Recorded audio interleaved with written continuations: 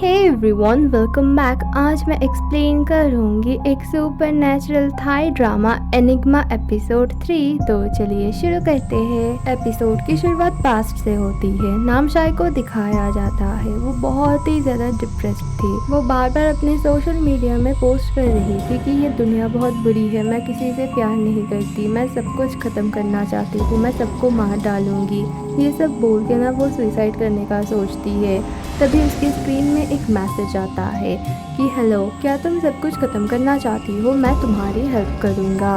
और फिर ना डोरबेल बजता है और एक रेड कलर का पार्सल आता है। उसमें कुछ इंस्ट्रक्शन रहते हैं और ये मास्क रहता है। स्टोरी फिर से प्रेजेंट में शिफ्ट होती है। नामशाई और फा को दिखाया जाता है। अजीन की हालत बहुत ख़राब थी, उसे बहुत सारे चोटें आए थे। वो फा से फ़ोन पे बात कर रहा था। बोलता है तुम अपना दिमाग बहुत ठंडा रखो और आसपास में देखो, ऐसा कुछ भी नहीं है क्या जिसे तुम पता लगा सकती हो कि वो इंसान कहाँ है? वो तुम्हारे आसपास ही है लेकिन तुम्हें नहीं दिख रहा है। वहाँ आसपास की चीज़ों को फेंकने लगती है। उसमें से ना एक पेंट का डब्बा गिर जाता है और पेंट फैल जाता है और ना वो नामशाई के पैरों के साइड से फैलता है। ये देख के फा समझ जाती है वहाँ पर ही कोई है। नामशाई उसे अटैक करने की कोशिश करती है लेकिन फा जैसे तैसे करके बच के वहाँ से भागने लगती है। फा का फोन गिर जाता है। अजीन उसे बार बार बुला रहा था। वो बहुत ही ज्यादा टेंशन में आ जाता है।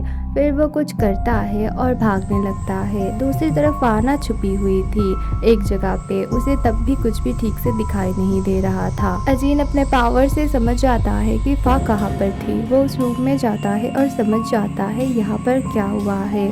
फिर वो देखता है आसपास में ढेर सारे स्टोन रखे हुए थे। वो एक एक करके निकाल रहा था। दूसरी तरफ फा बहुत ही ज़्यादा डरी हुई थी। वो नामशाई को नहीं देख पा रही थी। नामशाई उस पर बार बार हमला कर रही थी और वो जैसे तैसे करके बच रही थी। अजीन एक एक करके सब स्टोन निकाल देता है। लास्ट स्टोन निकालने के बाद फा नामशाई को देख पा रही थी लेकिन उसके मुंह पे ना मास्क था। लेकिन वो उसके आंखों की तरफ देख रही थी और उसे समझ जाता है कि ये नामशाई है। नामशाई उसे मारने की कोशिश करती है लेकिन अजीन आता है और वो फा को बचा लेता है। अजीन कुछ स्पेल वगैरह पढ़ रहा था और इसमें ना नामशाई को बहुत ही ज़्यादा तकलीफ हो रही थी और ये देख के फा डर जाती है। फा बार बार अजीन को रोक रही थी। बोलती है प्लीज़ तुम इसे छोड़ दो, हम बाद में देखेंगे, अभी से जाने देते हैं। ऐसा करते करते ना नामशाई भाग गई और अजीन को बहुत ही ज़्यादा गुस्सा आता है फा पे। अजीन उस पर चिल्लाता है। बोलता है मैंने तुम्हें मना किया था ना कि मेरे काम के बीच में मत आना, फिर भी तुम आई और तुम्हारी वजह से मैंने उसे छोड़ दिया। मैं उसे पकड़ नहीं पाया। अगली बार ऐसा किया तो मुझसे बुरा कोई नहीं होगा। फिर वो चला जाता है। फा घर पे थी और वो अजीन का वेट कर रही थी। अजीन आता है बहुत ही बुरी हालत में। फिर फा उसका ना बैंडेज वगैरह करती है। वो बार बार बोलता है इन सब की ज़रूरत नहीं है, मुझे नहीं दर्द हो रहा है। वो बोलती है तुम्हें तो हॉस्पिटल में भी नहीं जाना, इसीलिए यहाँ पे चुपचाप बैठो, मैं सब कुछ ठीक कर दूंगी। उसे ये देख के अच्छा लगता है कि फा उसकी केयर कर रही है। फिर वो बोलता है मुझे एक क्वेश्चन करना है, तुम्हें कैसे पता चला और कब पता चला कि वो नामशाई है? फा रोने लगती है। ये देख के अजीन को बहुत बुरा लगता है। वो बोलता है मुझे नहीं आता कि मैं किसी को कैसे कंफर्ट करूं, लेकिन हाँ मैं तुम्हें घूमने ले जा सकता हूँ। वो बोलती है नहीं, तुम्हारी तबीयत ठीक नहीं है, तुम्हें चोट लगी है। अजीन हंस के दिखाता है उसके सारे चोटें ना ठीक हो चुकी थी। वो बोलता है इसीलिए मैं बोल रहा था कि बैंडेज या फिर कुछ भी चीज़ों की ज़रूरत नहीं है, मुझे कुछ भी नहीं हुआ है। और फा बहुत ही ज़्यादा हैरान हो जाती है। एक्चुअली अजीन के पास ना फास्ट हीलिंग पावर थी। वो दोनों घूमने जाते हैं, बहुत सारा खाना खाते हैं, मज़े करते हैं। फिर वो ना वीडियो बना रही थी फा। वो देख के अजीन पूछता है इन सब वीडियो का तुम क्या करोगी?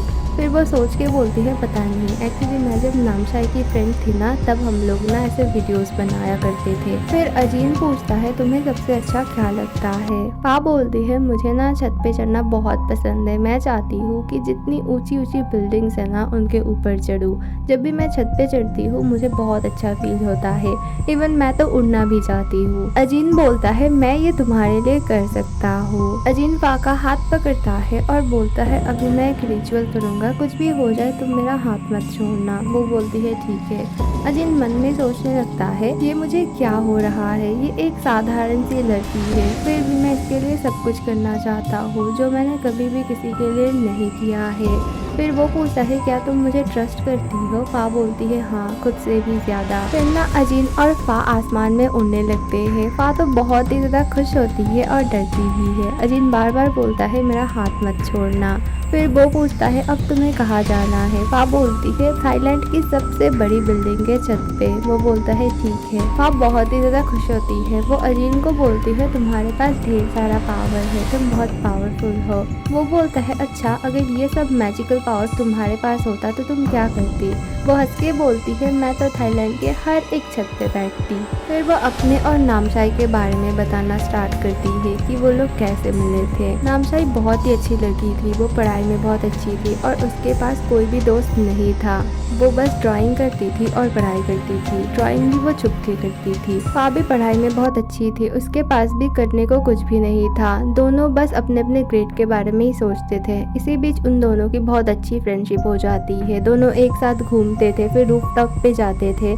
फिर ना नामशाई वीडियोस वगैरह बनाया करती थी। फिर अजीन अपनी स्टोरी उसे बताना स्टार्ट करता है कि उसके पास भी कोई दोस्त नहीं है, वो बहुत अकेला है और वो ना हमेशा तपस्या वगैरह करता रहता है ताकि उसकी पावर बढ़े। फिर एक दिन नामशाई के मॉम ने फा को डिनर में बुलाया और नामशाई की मॉम बहुत ही ज़्यादा बुरी थी। वो नामशाई को बस डांटे जा रही थी क्योंकि उसे 80% मिले थे और फा को बहुत ज़्यादा 95%। वो फा को बोलती है कि तुम्हारी वजह से मेरी बेटी की ये हालत है, तुम उसके साथ हमेशा खेलती रहती हो। वो दोनों बोलते हैं नहीं हम पढ़ाई करते हैं।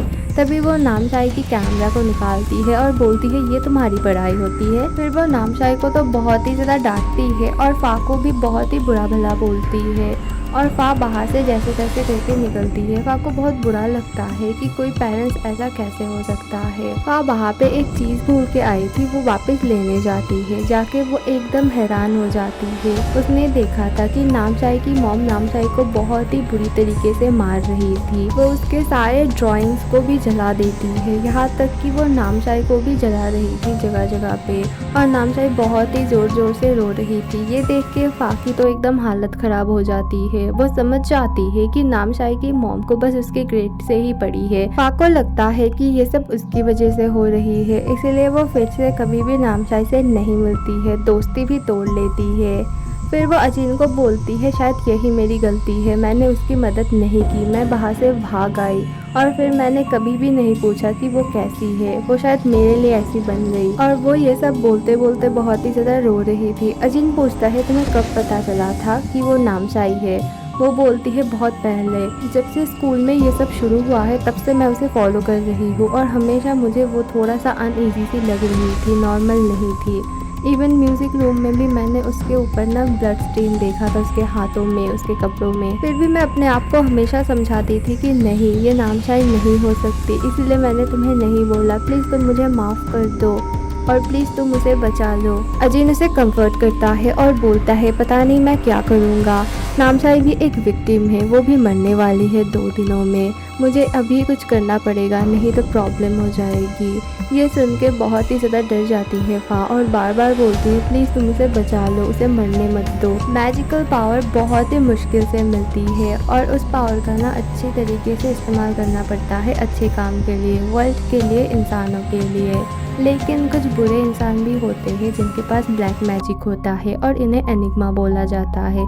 ये लोग बस बुरा काम करते हैं। नामशाई को कोई एनिग्मा मिला है जो नामशाई की मदद कर रहा है। शायद वो पैसे के लिए कर रहा है क्योंकि नामशाई उसे ढेर सारे पैसे भेजती है और हाँ, साथ में वो भी चाहता है कि दुनिया का बुरा ही हो। वो नामशाई की मदद से कुछ बुरा करना चाहता है। और पता है मैं कौन हूँ? मैं एक एनिग्मा हंटर हूँ। मेरा काम ही है एनिग्मा को पकड़ना। यहाँ पर भी मैं तुम्हारे स्कूल में अंडर कवर होके आया हूँ, टीचर बन के, ताकि मैं एनिग्मा को पकड़ पाऊँ। हाँ, उससे बार बार रिक्वेस्ट करती है तुम जो बोलोगे मैं वही करूँगी, बस तुम नामशाई को ठीक कर दो, पहले जैसा बना दो, बस उसे मरने मत देना। वो बहुत ही ज़्यादा रोने लगती है। अजीन बोलता है हाँ मैं ज़रूर से ट्राई करूँगा और उससे भी ज़्यादा मुझे तुम्हें बचाना होगा, तुम्हें मैं बचा के रहूँगा, तुम्हें मैं कुछ भी नहीं होने दूँगा।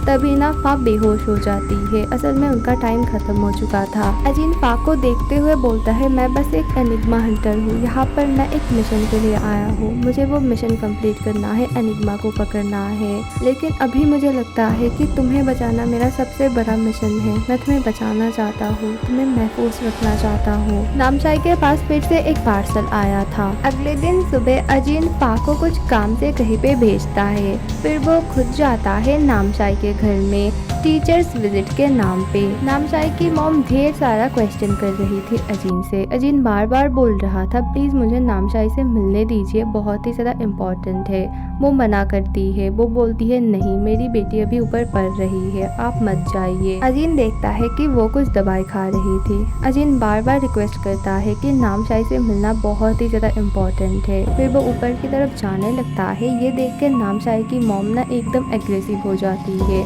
वो अजीन पे हमला करती है।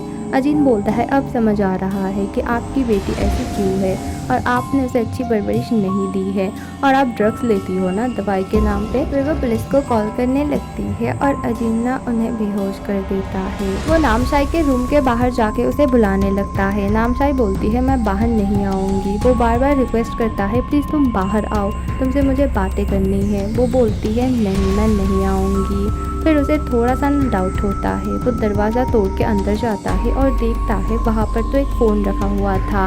नामशाई हंस के बोलती है, मैंने आपको ट्रिक कर दिया। आपको क्या लगा था कि मैं मुसीबत में हूँ, मैं खतरे में हूँ? नहीं, कोई और खतरे में है और आपके आने से पहले ही मैं उसका काम तमाम कर दूंगी। और वो समझ जाता है वो फा के बारे में बात कर रही है। वो बहुत ही ज़्यादा डर जाता है। फा तो स्कूल के लाइब्रेरी में थी। अजीन ने उसे कुछ रिचुअल करने को बोला था। पीछे से आती है नामशाई और बोलती है, फा, अब तुम्हारा क्या होगा? तुम्हारे पास तो तुम्हारा अजीन भी नहीं है, अब तुम्हें कौन बचाएगा मुझसे? अजीन जल्दी जल्दी बाइक से आने लगता है। एपिसोड 3 यहीं पे ख़त्म होती है। अगली वीडियो नेक्स्ट वीक आएगी, थोड़ा सा वेट करना। Thank you for watching, bye.